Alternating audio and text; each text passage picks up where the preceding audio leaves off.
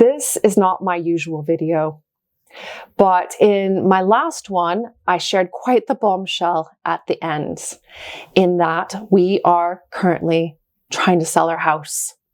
I know that a lot of people are shocked, surprised in the very least, by the number of messages I've received privately and also comments on that video. And so what I wanted to do is just make a video that explains what we have in mind, what we're doing, what to expect from us, and to kind of fill you in on our thought process. So it's all very exciting right now. We bought this house and moved in 4.5 years ago. And through most of that time, I worked in building the garden of my dreams. And there are no-dig beds here. There's a perennial wildflower border, the polycrop, which is this amazing space that allows me to grow practically anything. There are various beds around the house. I have put so much time and effort and money into creating this garden. So why on earth, after just a few years basically, would I want to leave it? Well, the thing is that we have only ever planned to stay in this house about 10 years, so a decade, which was long enough to make that decision, to put that money and effort into the garden and create this space.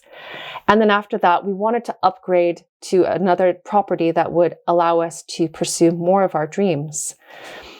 But you know how things happen in life. You put a plan into play and things change. And what ended up happening is that we came across what could be the perfect property for us and our future plans.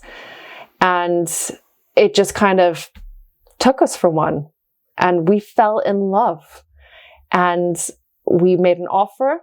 It was accepted. And then reality hit. We have to sell our house to make this happen. And I could have kept this all, I think, under wraps. And I think a lot of people would keep it under wraps because there are so many things that could happen that this does not actually take place. Buying a house anywhere, there are so many factors that go into it that could derail your plans.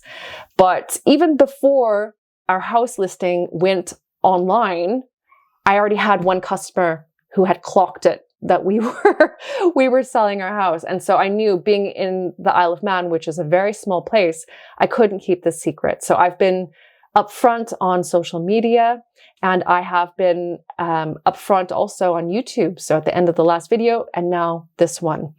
And I want to give you a few more details.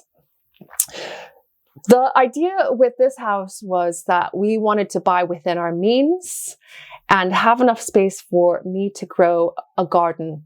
And this is a 1/2 acre. It has been amazing. It has been perfect. And putting in that space, the polycrop, has enabled me to grow a lot of plants, a lot of crops in a space that wouldn't have been able to be used for anything. There are downsides to this property though. It's on a slope, which has been challenging, and there isn't any future space here for other plans that I have. So being able to host workshops, to be able to grow more things, to be able to have more space for Josh to have his own outdoor projects and things like that. And also we want to be able to have more of an income from our property that isn't related to gardening, which I will get to further down the road. And so we thought, if we are here at this house, we put in all the work and effort to do the house up.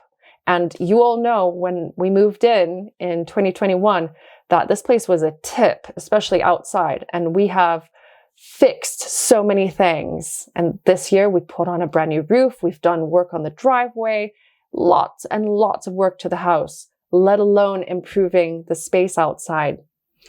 And I think we are now able to afford to be able to upgrade to a larger property. And so we've been taking it step by step. We knew that we couldn't get there in just one step. We had to build ourselves up to be able to afford it. But if all goes to plan, we will be buying our forever home. And I say that with conviction, our forever home. We're not moving again after this if it all happens. And I wanted to share this with you because not only am I not able to keep it secret, being in a very small place, but also I thought it would be fun to share that process of preparing for a move. If you have been with me since 2021, then you will know that when we moved here, I left a lot of things in the previous garden, and I found out shortly afterwards that instead of using them and treasuring them as I had hoped, that the new owner flattened the garden. It went everything down to grass again.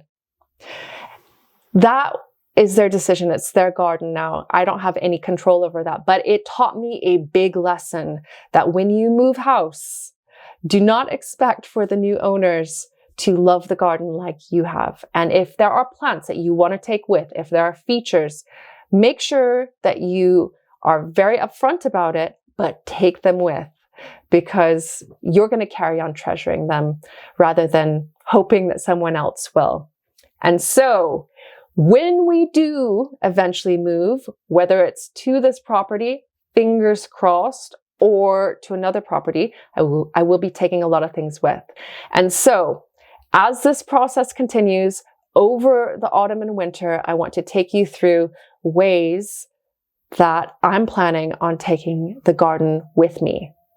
There's lots of different ways, and it could help you and others when you move house as well. So that's what's going on. Our house is up for sale. We have had tons and tons of viewings, and it has been quite disruptive. And there are at least 2 very interested parties, and we are just waiting right now. And if you're curious as to what our house is like and what we have as far as the price and the pictures and whatnot, and you might be interested in maybe buying our house, I have left a link down in the video description, and you can go and check it out. And if you know of someone who is in for a small holding, so half an acre with the polycrub, do pass it on. And if you've got any questions, let me know down below, because I know this is a big thing. And there are probably a lot of people wondering, what on earth are we doing? But trust the process. It's going to be an exciting change. And although I will be starting from scratch, you will again see what can happen in just a couple of years. This garden took 4 years roundabouts to create. It looks really established, really mature, but it doesn't take that much time.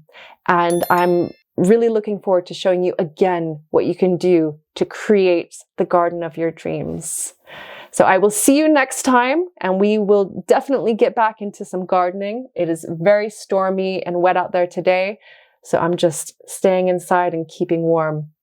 I will see you then though, and I can't wait to get started, and I will keep you definitely in the loop as to what's going on. Thanks again, and see you in a couple of weeks.